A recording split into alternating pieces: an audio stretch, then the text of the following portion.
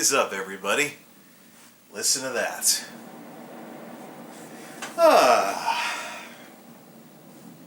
Built-in Seashore in your PlayStation 2. I don't know who thought this was a good idea, but they were absolutely right. Just take the games out, just leave it running, fall asleep to this stuff, maybe put a sleep timer on it or something. Wonder how many people's PlayStation 2s stayed on all night because of this. You fell asleep to this nice little noise that it makes here, and then this white noise generator is really awesome. Little thing on the screen, act as a screensaver. Odds are you're probably playing this on a tube TV back in the day, unless you were rich. So yeah, amazing. Anyway, so let's turn that down to about, say, 10-ish or so. Still be a little bit of noise while we're talking here. But we're here today to talk PlayStation 2. This is the stuff I wanted to talk about earlier, but as you know, stuff came up. So, but now we can finally get around to talking about it. So I've just finished testing out old Fatty over here. My nickname for my fat PS2. Fatty. That might be a little bit disrespectful for such a piece of gaming history. Fat PS2, you make the gaming world go round. Oh, brother. Now, before the Queen fans start throwing something at me for that on-the-spot, on-the-fly parody, let's talk about this thing. So the fat PS2s, they have their issues with disk read errors, and they suck a lot more power than their slim counterparts, but there are some games that have technical issues with the newer models, so they will run on this, but like Beyond Good and Evil, it has a repeating sound glitch on the PS2 Slim, so it runs better on the old Fatty. It would run better on the old Fatty than the Slim. What was? Oh yeah, the old Fatty! The Fat PS2 is an absolute piece of nostalgia for me. And I first picked this one specifically up from GameStop after getting home from college, wanting to play catch-up on the console gaming that I missed when I was off at school. So I was mostly a PC gamer because I didn't have a TV. And I finally got a TV card for my computer, I think junior year or something in college, and I called home for my console. So got my N64 and the rest up, and I'm playing some Zelda 64 finally again, and then Banjo-Kazooie. But meanwhile, the folks that were actually current on their video games were hamming it up on one of these bad boys right here. The Fat PS2, the old Fatty, the Darth Vader console. And the evil dark side something or another that squashed the Dreamcast or whatever. Then again, if you take a Dreamcast and put it next to this thing, you know, it is kind of like, you know, Darth Vader versus Millennium Falcon or something. Unless you had the sports Dreamcast, which was you know, similar color to this one anyways, but not as dark, I don't think. I still think this is definitely the Death Star of gaming consoles, but well, then again, there was PlayStation 3 and 4, but it's those cool letters, man. PS2. So everybody I knew in college, and I mean everybody, with very, very few exceptions. I guess it may not have been everybody, but it sure darn felt like it. All kinds of people that I went to school with, just about everybody who played console games in college had one of these in their dorm room. Most of the time they were laying down because they didn't want to be Captain Klutz after drinking too much and knock theirs over. So, I mean, these things made you awesome in school. It was an event whenever I saw a GameCube or an Xbox. The extreme, and I mean extreme, majority of the people playing video games in my college years were playing on one of these puppies right here. So, PlayStation 2 now is 15 years old. I have a slim model, which we're seeing here on the screen.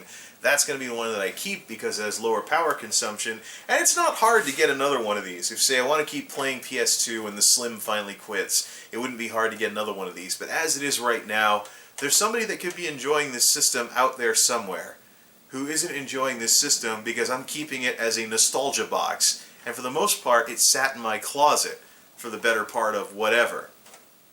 So it doesn't have any disk read errors. It still works perfectly. I cleaned it up, shined it up, put some cyber clean into the vents and stuff like that. And it's ready to go. Just having one last video at this thing before it heads out. Now here's something to consider regarding PlayStation 2.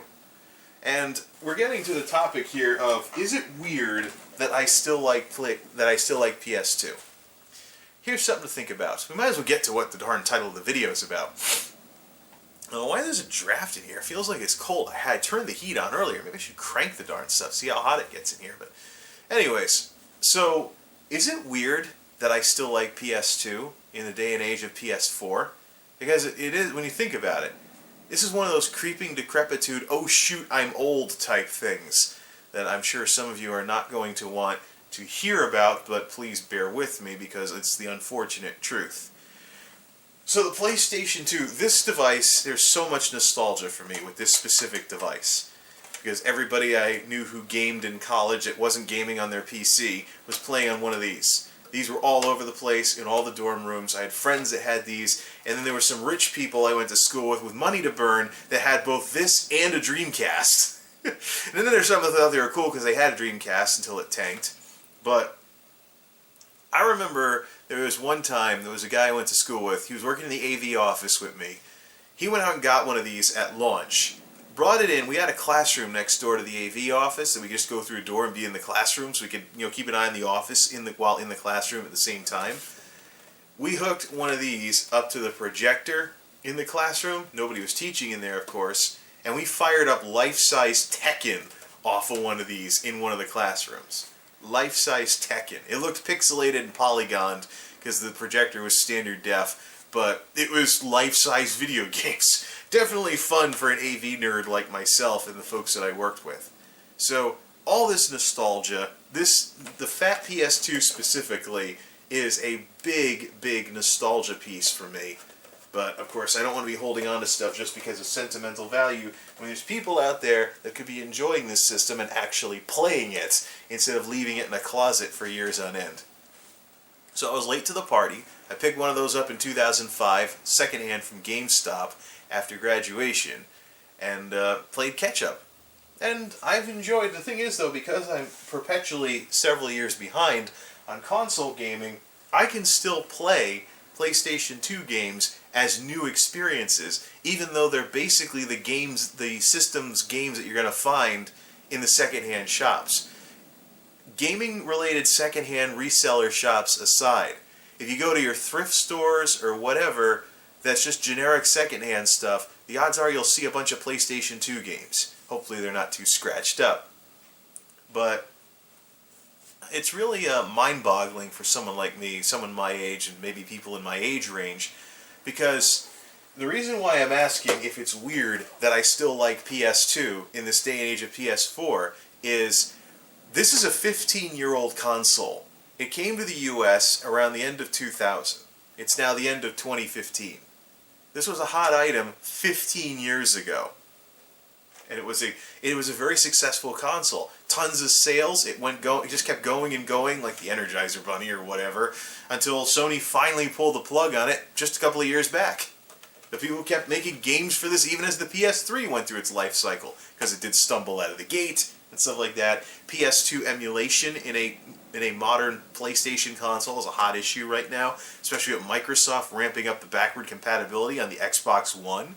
So, yeah. But here's the thing. It's a 15-year-old console. Now, let's rewind the clock back to 2000, right after the start of the millennium, when this thing was the hot item in the stores. What was the 15-year-old console-ish back then? The NES. Boom goes people's heads when they start putting two and two together. This PlayStation 2 doesn't seem like it was that long ago for a lot of us. I got kind of reprimanded when I talked about this on Ad It Continues, and stuff. I'd be like, dude, that was 2 generations ago. What he didn't mention, though, is that this is a 15-year-old console. This is today's NES. Think about it. Doesn't go online. It uses memory cards. Doesn't have any drives or storage.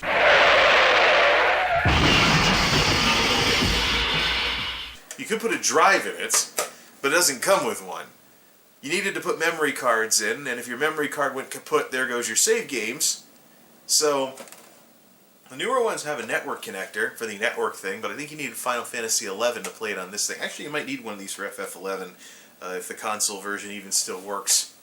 No. But think about it. Doesn't do standard def.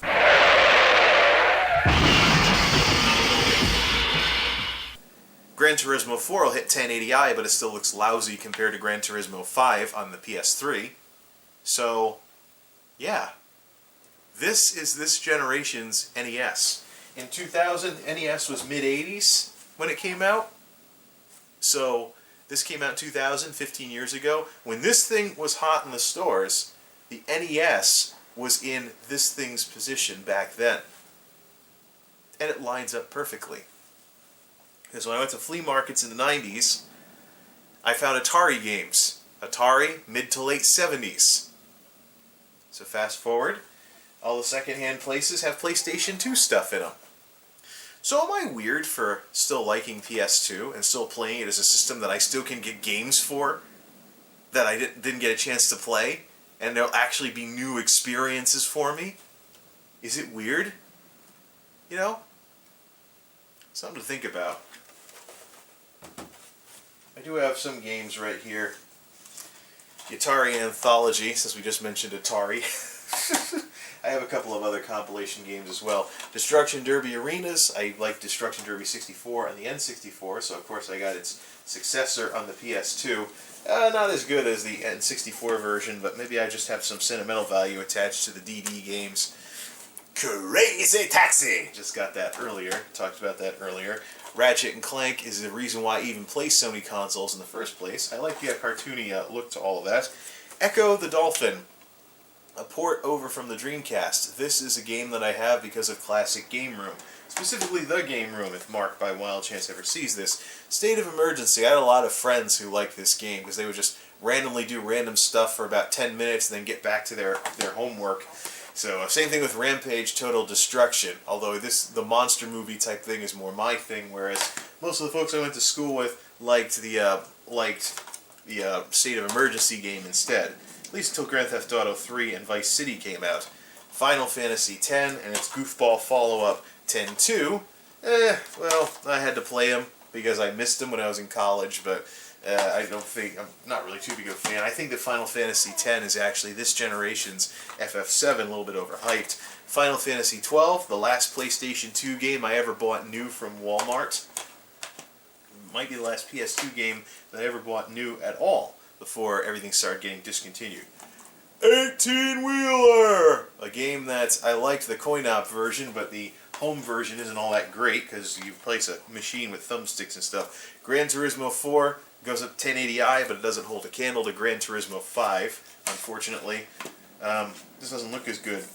Dragon Quest VIII Journey of the Cursed King. This is a game that I saw on Tech TV back when it first came out. I think it's getting remade, but I think I'll keep the PS2 version if it's getting remade for like DS, 3DS or something. And then Rygar. Last Rygar game that I had was the NES. That was the NES version. I do have the arcade version too, so yeah. Whoa, watch it. Don't knock over old fatty over there. Might be heavy enough anyways, but yeah. You walk into your secondhand stores and you find these PlayStation 2 games, but PlayStation 2 is in the same position now that the NES was in when this was first coming into the limelight. So, maybe I'm just that far behind on my console games that I'm keeping a PS2 Slim around to play PS2 games because there's games out there that would still be new experiences for me, even though they would look crappy. So is that weird? Is it weird that in the day and age of PS4 being current and PS3 being the last generation that I actually still like PS2 and there's games I can get for PS2 that would actually be new experiences for me? It's just really weird. It's really weird to wrap my head around the fact that this nostalgia box right here is in the same position today as the NES was when this thing first came out. Especially with the graphics differences. I mean, bigger leap, obviously, from 8-bit to the Emotion Engine than from the Emotion Engine to what we have today. But, wow. Maybe I'm just in denial that the creeping decrepitude of me getting older is catching up to me. Maybe we're all just in denial. We're all little Peter Pan wannabes or something. Oh, let's find that fountain of youth, darn it. But, yep. It's time to say goodbye to this old nostalgia box. Maybe I'll get another one when the Slim quits if there aren't any Slims in stock. But this thing still works, no disk read errors. Might as well see what trade value I can get. I'm thinking $20. because $20 in store credit, which I'll then get $20 worth of games, or $25 worth of games, and pay the difference. So get some games that I actually want to play, as opposed to what I have sitting around. Whatever. This thing's been sitting around, but it needs to go to the home of somebody who actually wants to play PS2 and not sit in my closet forever. So as much as it's very nostalgic and has a ton of sentimental value, I can't justify continuing to play this when my Slim is new. I'm the first owner of the Slim, and it uses less energy. And I don't have any games that technically would have run into issues on and require Old Fatty in order to play correctly. So I like that line, that parody earlier. Fat PS2, you make the gaming world go round. I can stop singing to the PS2, darn it. So yeah, leave a comment if you have fond memories of the PlayStation 2 era, or maybe if you still have a PS2 and you could still play it like a current system, even though it's definitely not. It's just very weird to imagine this thing is this generation's NES. It's in all the secondhand stores because it's that old already. And as much as this is a nostalgia box for me, it is that old. And I have been around the block that many times, so bigger. I've had that many birthdays that, you know, that I can grapple this mentally and be like, whoa, dude. So, sorry if I made any of you folks feel old. But it's time to say goodbye to Old Fatty here. I've got the cables and the controller ready to go. See what I can get for store credit for this sucker. Salute, PS2. Oh wait, left-handed. Yeah, something like that. So yeah, let me know what you think of old PS2. Maybe even an old fat PS2 like this one in the comments if you want. Thanks for watching, everybody. Till next time, this is MultimediaJay signing off. Thanks for stopping by.